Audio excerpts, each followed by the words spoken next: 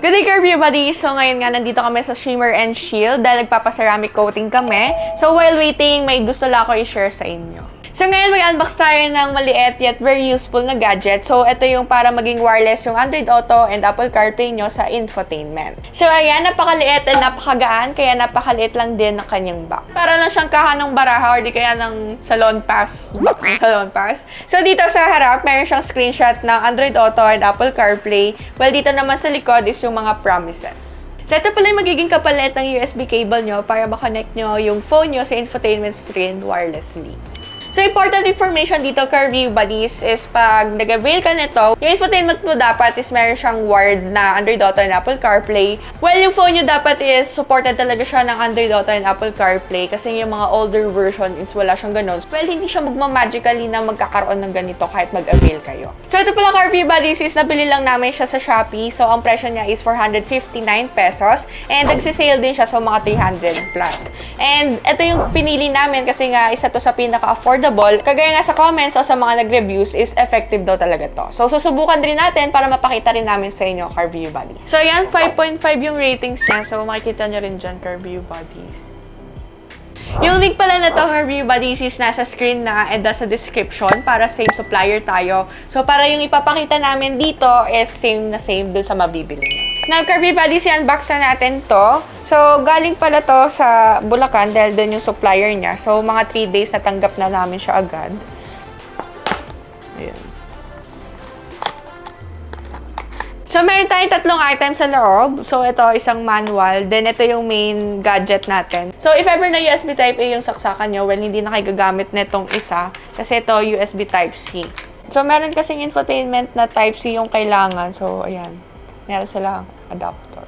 So, hinintay lang namin matapos yung pagsa-ceramic coating nila para na rin matry namin to pag-uwi. By the way, CarView buddies, if you're looking for ceramic coating or other services, well, pwede kayo dito sa Shimmer and Shield, dito lang sa SM 13 Martires.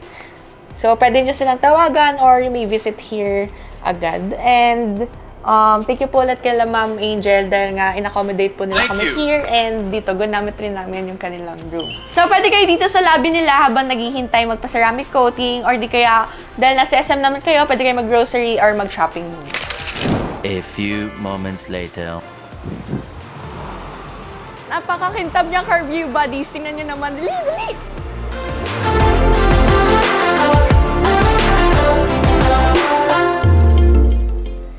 As you can see, parang nanibago talaga ako dito sa Innova namin. Para siyang naging brand new. So, napakasulit, napakaganda. And check natin yung mga watermarks o yung mga nakita ko before nila gawin yung ganito. So,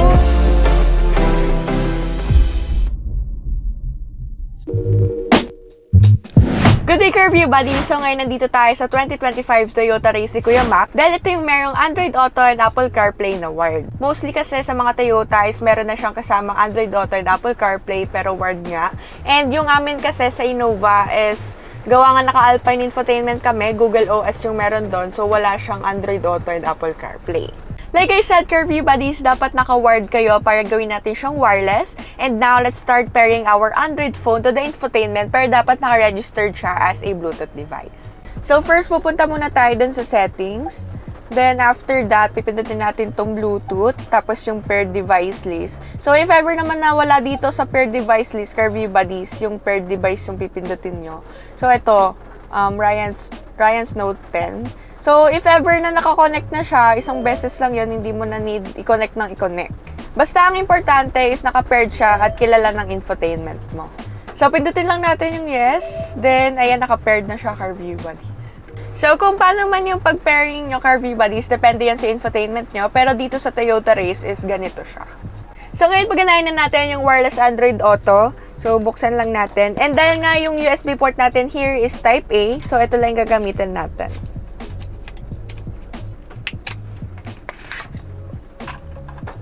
As you can see, CarView buddies, connected na siya. And kanina kasi medyo nagka-problem kami dito, gawa parang medyo mahirap. So, ang kailangan natin gawin para ma-connect natin siya dito nang walang problema is i-on natin tong wireless Android Auto natin. So, if ever naman na hindi pa rin nagana, ang gagawin lang natin dyan is i-unpair natin sa Bluetooth, sa cellphone, and i-unpair din natin siya dito sa infotainment. So, ito na yung itsura ng Android Auto natin. So, ito may 3 buttons dito. So, alam nyo na yan kung paano. Pati yung wallpaper nung phone nandito din. Ayan. So, ayan, very responsive naman siya, oh. Ito nyo. So, kung babalik ka sa Toyota, well, pipindutin lang natin syempre yung Toyota app. So, if ever naman na babalik ulit tayo doon, pipindutin lang natin tong Android Auto.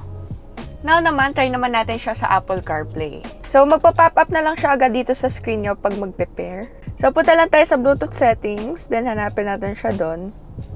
So, dapat yung pipindutin natin dito is yung car adapter. So, ito, nasa harap. Then, pindutin lang natin yung pair.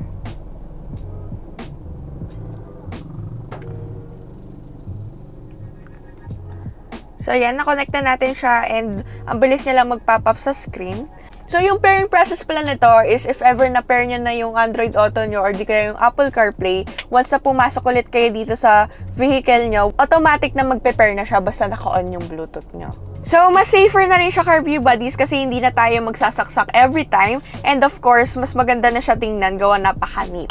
And yun nga, based naman sa nakita namin and pagtatry namin dito sa Android Auto and Apple CarPlay na wireless is napaka-stable niya. And based din sa mga review, kahit na mura lang siya CarView buddies, is napaka-goods niya na rin.